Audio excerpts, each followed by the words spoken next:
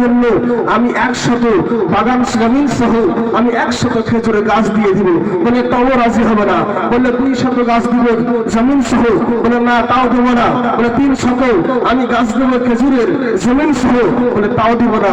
নাই মুস্তাফা সাল্লাল্লাহু তাআলা আলাইহি সাল্লাম কষ্ট পেলেন। বলে আয় ইহুদি বলো আমার সাহাবীকে কাঁদিয়েছো, বলো একটা খেজুরের গাছের জন্য কি চাও, যা চাইবে তাহার মুস্তাফা আজকে তোমাকে দিয়ে দিবে। আবু বকর সিদ্দিক হাওয়া করে কাঁদতে শুরু করলো। বলে আয় বেদিন আজকে নাই মুস্তাফার কাছে, যে নাই মুস্তাফার কাছে জান্নাতের চাবি রয়েছে, ও পয়গম্বরের কাছে জান্নাত যদি চেয়ে নিবি জান্নাতের সার্টিফিকেট নাই মুস্তাফা তোকে দিয়ে দিবে। মিল্লাত ইসলামিয়া নবী আমার চলে গেলেন। মিল্লাত ইসলামিয়া ইহুদি দিল না।